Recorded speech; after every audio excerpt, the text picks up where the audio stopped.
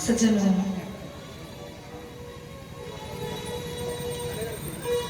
देवियों,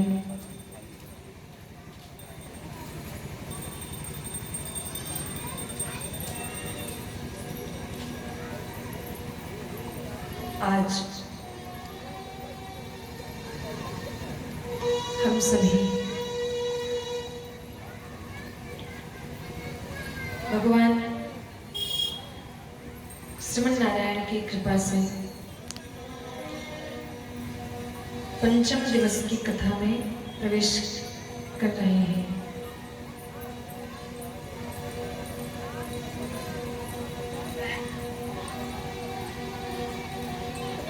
भगवान भक्त वत्सल कहे जाते हैं।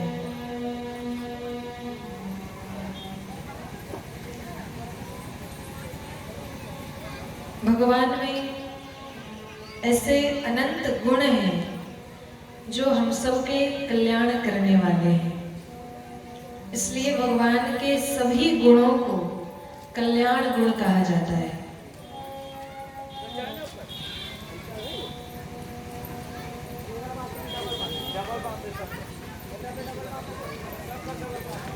इस संसार में जितने भी वक्ता हुए, जितने भी विद्वान हुए, जितने भी महापुरुष हुए,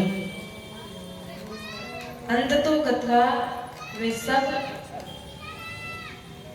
भगवान श्रीमन नारायण के ही शरण में गए। अंत में सबने भगवान की ही शरणागति करी। पहले के जितने भी ऋषि मुनि हुआ करते थे, सब खूब तपस्या करने वाले, लेकिन उन्हें यह ज्ञान नहीं था कि सर्वश्रेष्ठ कौन है, हमें किसकी पूजा करनी चाहिए, किसकी उपासना करनी चाहिए। मानस में गोस्वामी जी कहते हैं कि जब भगवान श्री रामचंद्र जी 14 वर्ष के लिए वनवास में गए तो अत्रि मुनि के आश्रम पर गए और अत्रि मुनि को जाकर भगवान ने दर्शन दिया। तब अत्रि मुनि भगवान की स्तुति करते हैं और भगवान से कहते हैं कि अब जानी मैं श्री चतुराई। अब जानी यानी पहले से नहीं जानता था, आज यह जान गया। क्या? अब जानी मैं श्री चतुराई, भजिय तजिय सब देव बिहाई। कहा कि आज मैं लक्ष्मी जी की चतुराई को जान गया। आज के प्रसंग में आप सब सुनेंगे कि समुद्र मंथन जब हो रहा था तो लक्ष्मी मैया समुद्र से निकली मंथन के समय। वहां पर सभी दैत्य, सभी देवता, ऋषि मुनि, ब्रह्मा, शिव और भगवान श्रीमन नारायण, भगवान श्री हरि सब वहां मौजूद थे। और लक्ष्मी जी हाथ में वरमाला लेकर समुद्र से निकली तो सब लक्ष्मी जी की ओर देखने लगे। सबके मन में यही इच्छा थी कि इन्हें मैं प्राप्त करूं। तो ब्रह्मा जी ने कहा कि भाई एक लक्ष्मी जी हैं, कितने लोग इनके साथ जाएंगे? आप सब पंक्ति में बैठ जाइए और जिन्हें लक्ष्मी जी चुनेंगी, जिनके गले में वरमाला डालेंगी, वही इनका पति होगा। तो लक्ष्मी जी ने सबको छोड़कर, जितने भी वहां पर थे, देवता, ब्रह्मा, शिव, ऋषि, गंधर्व, सबको छोड़कर भगवान श्री हरि के गले में जाकर वरमाला डाली। तो अत्रि मुनि कहते हैं कि अब जानी मैं श्री चतुराई। श्री माने लक्ष्मी। मैं लक्ष्मी की उस चतुराई को अब जान गया। क्यों सबको छोड़कर आपका भजन करती हैं? क्यों सबको छोड़कर आपके पास आई? क्योंकि आपके जैसा भक्त वत्सल और कौन होगा, आपके जैसा कृपा करने वाला इस संसार में और कोई नहीं है। तो भगवान के गुण, जितने भी गुण हैं, भगवान के 1 2 3 नहीं, भगवान के अनंत गुण हैं। अनंत का मतलब जिसकी गिनती नहीं की जा सकती, जिसकी गणना नहीं की जा सकती। सौहार्द, गांधीर्य, वात्सल्य, सौशील्य, आर्जव, मार्दव, शौर्य, धैर्य, सत्य काम, सत्य संकल्प, ये भगवान के गुण हैं।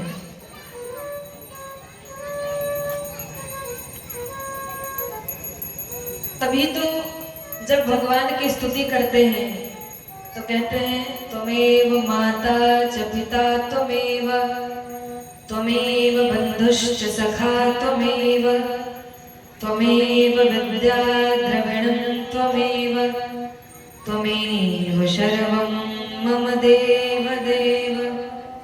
कहते हैं तुम ही मेरे माता हो, तुम ही मेरे पिता हो, तुम ही मेरे भाई हो, तुम ही मेरे बंधु सखा, सब कुछ तुम ही हो। त्वमेव सर्वं मम देव देव, मेरे सब कुछ तुम ही हो। और इस संसार में आकर माता से जो स्नेह होता है, क्या वो किसी और स्त्री से मिलता है? माँ का प्यार जो अपनी माँ होती है वही देती है, वो किसी और से नहीं मिलता। पिता का स्नेह जो अपना पिता होता है वही देता है, कोई और पुरुष नहीं दे सकता। अपने भाई, सगे बंधु, बहन भाई, पति पत्नी, इनका प्रेम वही दे सकता है। लेकिन भगवान में यह गुण है, भगवान में इतने गुण हैं कि वे एक साथ सब गुण, सबका प्यार आपको दे सकते हैं।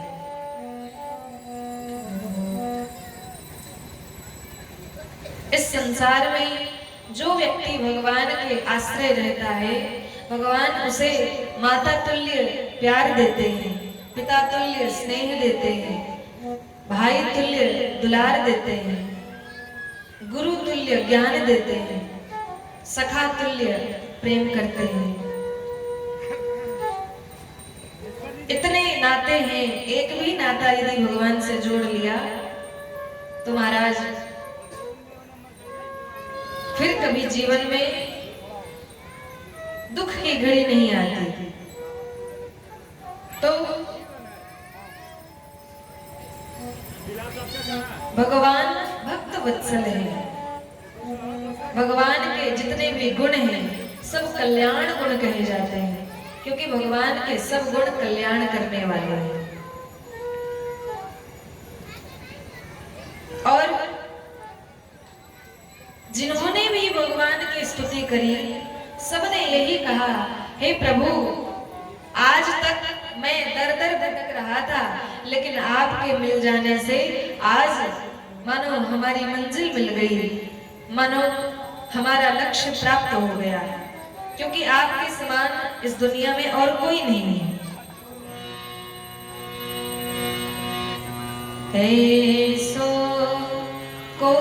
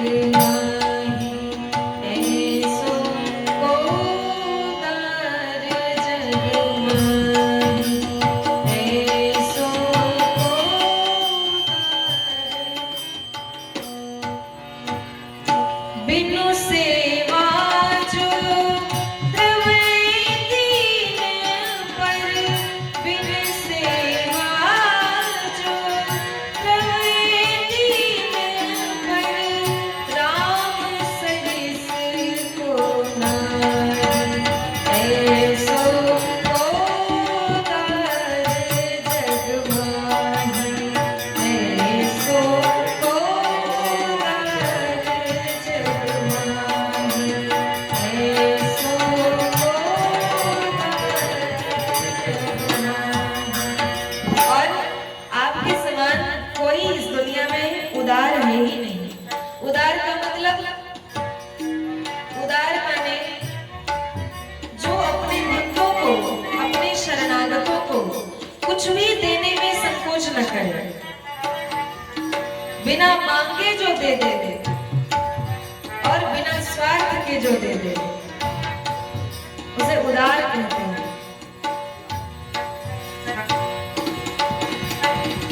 गोस्वामी जी विनय पत्रिका में कहते हैं,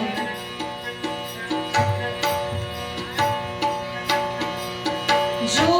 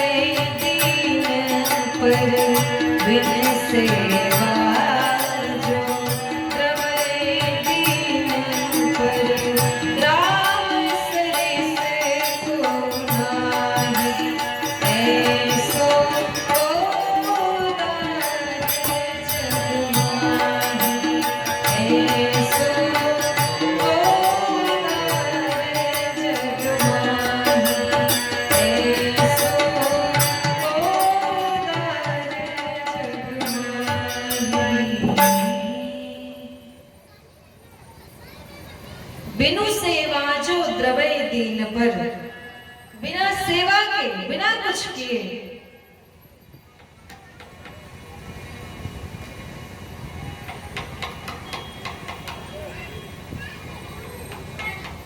गोस्वामी जी कहते हैं, जो संपत्ति दश शीश अरप करी रावण शिव पहन लीनी, अर्थात सोने की लंका, जिस नगरी में सोने का भवन, मणियों के आंगन, मणियों के खंभे लगे थे, ऐसी संपत्ति रावण को यूं ही नहीं मिली। शिव जी को प्रसन्न करने के लिए अपने 10 सर काट कर उन्हें दान कर दिया, तब जाकर वो सोने की लंका प्रसन्न होकर शिव जी ने रावण को दी। लेकिन शो संपदा विभीषण की यति, वही संपत्ति जब विभीषण भगवान श्री रामचंद्र जी की शरणागति करते हैं, रावण के भगा देने पर विभीषण अपने 4 मंत्रियों के साथ भगवान के पास समुद्र के पार आते हैं।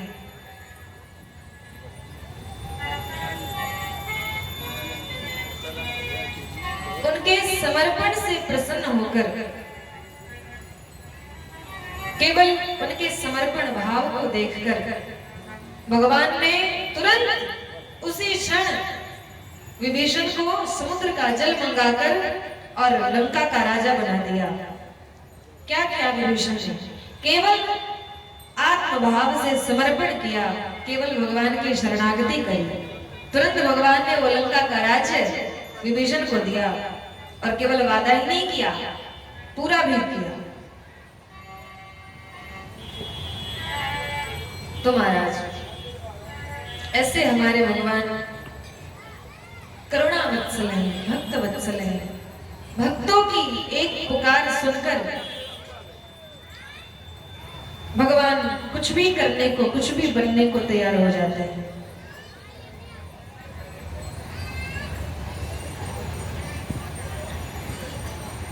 एक भगवान का भक्त था, एक लड़का घर में खूब खाता था और केवल खाता ही रहता, कुछ काम नहीं करता। तो घर वालों ने कहा कि कुछ काम धाम तो करते नहीं हो, केवल बैठकर खाते हो, तुम्हारा पेट कौन चलाएगा? जाओ निकलो, खुद काम करो और खुद अपना पेट पालो। चला गया।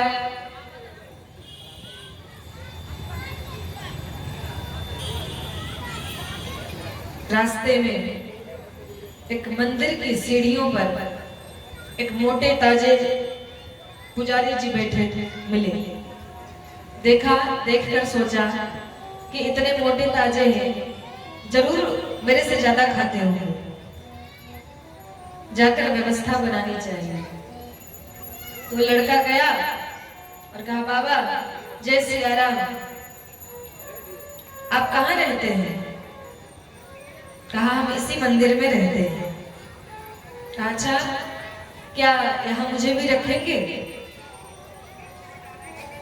मेरे घर वालों ने निकाल दिया है। कहा, जो सबको आश्रय देता हो वही आश्रम है, तुम यहाँ रह सकते हो, लेकिन यहाँ पर कोई बदमाशी नहीं, भगवान का भजन करना है और रहो। कहा, महाराज थोड़ी सी परेशानी होगी। कहा, क्या परेशानी होगी? कहा, मैं थोड़ा ज्यादा खाता हूँ। कहा, कोई बात नहीं, तुम यहाँ रहो, यहाँ किसी चीज की कोई कमी नहीं है। रहने लगा। अब जितनी बार पंगत होए, सब पंगत में बैठ जाए और खाकर बस पड़ा रहे। पुजारी जी को देखे तो सीताराम सीताराम करने लगे। एक दिन पंगत का समय हुआ, बाहर आया, देखा कोई कहीं दिखाई नहीं दे रहा। रसोई घर में गया, देखा वहां पर तो सारे बर्तन आंध के रखे हैं, भोजन ही नहीं बना। रसोई से पूछा, क्यों भाई, आज भोजन नहीं बनेगा क्या? रसोई ने कहा, तुम्हें पता नहीं है आज एकादशी है? कहा, तो? कहा, एकादशी के दिन अन्न ग्रहण नहीं करना चाहिए और यहाँ एकादशी के दिन भोजन नहीं बनता। अरे बाप रे, ये तो बड़ी समस्या है। पुजारी जी से जाकर कहा, महाराज ये मेरे से एकादशी नहीं होगी, अगर आज मैंने एकादशी कर ली तो कल द्वादशी का मुख भी नहीं देख पाऊंगा, मैं तो मर ही जाऊंगा, आप मेरी कुछ व्यवस्था कीजिए। तो पुजारी जी ने सोचा, इतना खाता है कैसे भूखा रह पाएगा। थोड़ा सा अन्न दे दिया, आटा दे दिए, 2 आलू दे दिए और कहा कि मंदिर में नहीं बनाना है, जाओ नदी के किनारे जाकर वहीं बनाना और ठाकुर जी को भोग लगाकर पाना। शालिग्राम भगवान को दे दिए और कहा, जाओ भगवान को भोग लगाना तभी पाना। शालिग्राम भगवान को बांधा और सामान लेकर चला गया। तब नदी किनारे भोजन बनाया। भोजन बनाकर जैसे ही पानी लगा, याद आई गुरुजी ने कहा था कि भगवान को भोग लगा के पाना है। कहा, भोग कैसे लगाते हैं? अब भगवान आएंगे तब तो भोग लगाएंगे। तो भगवान को बुलाने लगा। राजा राम आइए, सीता राम आइए, राजा राम आइए, सीता राम आइए, मेरे भोजन का भोग लगाए, ओ मेरे भोजन का भोग लगाए, सीता राम आइए, राजा राम आइए, मेरे भोजन का भोग लगाए, ओ मेरे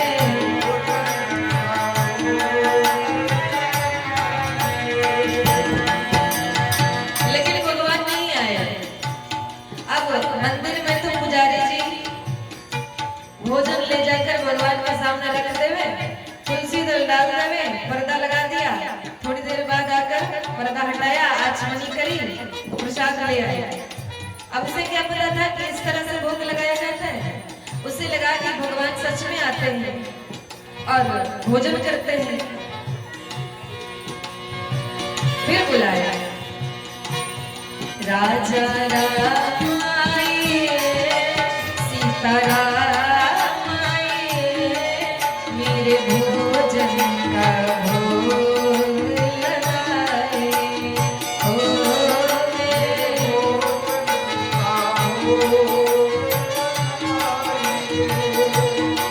लेकिन तब भी भगवान नहीं है। तब भगवान से कहा, अच्छा मंदिर में शायद खूब बढ़िया बढ़िया पकवान मिलता था और यहाँ मैंने बस ये सूखी रोटी बनाई इसलिए नहीं आ रहे हैं। कहा देखो मेरे पास इतने सामान नहीं कि मैं तुम्हें पकवान बनाकर खिलाऊंगा। आज मनियर घाट आरती यहाँ लगी मेहमानी, आज मनियर घाट आरती यहाँ लगी मेहमानी। सूखी रोटी पाओ प्रेम से पियो नदी का पानी। राजा राम आए, सीता राम आए, मेरे भोजन का भोग लगाए। ओ मेरे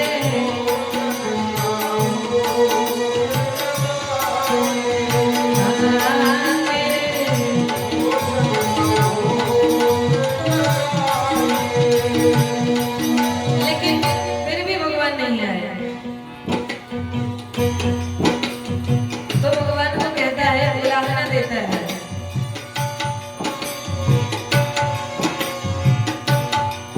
कहता है देखो अगर सोच रहे हो कि मंदिर में ही पाएंगे, इसके पास ये रूखा सूखा भोजन नहीं करेंगे।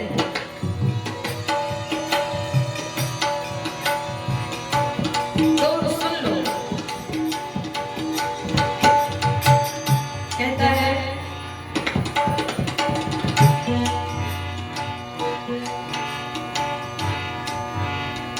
आज एकादशी है मंदिर में रह जाओगे भूखे।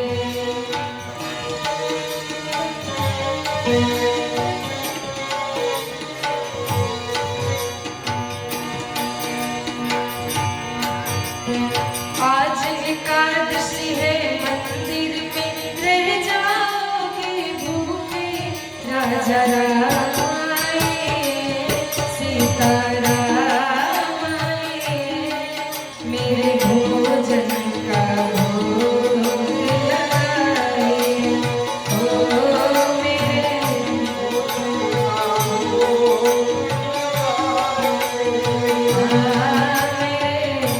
भोजन का भोग लगाए। और भगवान भक्त के इस सरल भाव को जब देखे तुरंत प्रकट हो गए। भगवान प्रकट हुए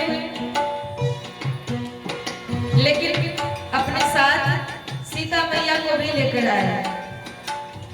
तो उसने कहा कि बड़ी देर लगाते हो, मुझे इतनी जोर की भूख लगी थी और मैंने तो केवल तुम्हें ही बुलाया, ये देवी जी को साथ में क्यों लेकर आया है? ये कौन है? तो भगवान बोले ये हमारी धर्म पत्नी है। कहा अच्छा कोई बात नहीं, दिखने में बड़े प्यारे लगते हो। अब इतने में ऐसा तो हो नहीं सकता कि हम भी पावे तुम भी पाओ, तुम ही पालो, चलो आज हम भूखे ही रह जाए। भगवान प्रेम से भक्त का भोजन पाते हैं, भोग लगाते हैं। भक्त कहा कि अब की बार जल्दी आना, इतनी देर मत करना। भगवान बोले हाँ हाँ ठीक है मैं आ जाऊंगा। मंदिर में गया, फिर एकादशी आई। पुजारी जी से कहा महाराज मुझे सामान दे दीजिए और थोड़ा ज्यादा सामान दीजिएगा, वहाँ दो दो भगवान आते हैं। पुजारी जी सोचे कि इतना खाता है भूखा रह जाता होगा, तो थोड़ा और सामान दे दिया। सामान लेकर आया, नदी किनारे भोजन बनाया और प्रेम से भगवान को बुलाने लगा। राजा राम आए, सीता राम आए, राजा राम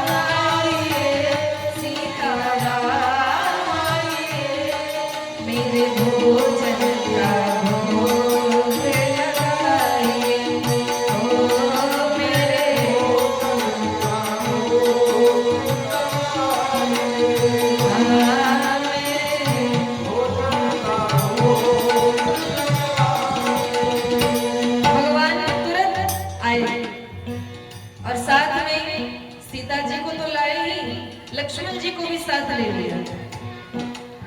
तब अब भक्त देखा, कभी भगवान को देखे, कभी भोजन को देखे, कभी भगवान को देखे, कभी भोजन को देखे। कहा अब ये कौन है? भगवान बोले ये हमारे छोटे भाई हैं। अच्छा भाई है, ये बताओ मैंने तुम्हारे भोजन का ठेका ले रखा है या तुम्हारे पूरे परिवार का, जो सबके सब चले आते हो? भगवान बोले क्या करें, ये जिद करने लगे तो मैंने कहा ठीक है चलिए। अच्छा कोई बात नहीं, ये भी बड़े प्यारे लगते हैं, ठीक है पाओ। भगवान प्रेम से भोग लगाते हैं। भक्त बोला कि अब की बार बता दो कितने आओगे, मैं उतनी व्यवस्था करके आऊंगा, ऐसे ही बस किसी को भी लेकर चले आते हो। भगवान बोले चिंता मत करो, हम आ जाएंगे। और अंतर ध्यान हो गए। मंदिर में गया, फिर एकादशी आई। पुजारी जी से कहा महाराज वहां तो 3 भगवान आते हैं और मुझे लगता है इस बार 4 आएंगे, इसलिए आप थोड़ा और ज्यादा भोजन दे दिया करो। पुजारी जी ने सोचा कि इतना तो ये खाता होगा नहीं, कहीं बेचता तो नहीं। भोजन का सामान तो दे दिया, लेकिन उसके पीछे पीछे जाने लगे, देखते हैं क्या करता है। सामान लेकर गया, नदी के किनारे पेड़ के नीचे सामान रखकर बैठ गया और गुरुजी छुप कर देखने लगे और सामान रखा और भगवान को बुलाने लगा। राजा राम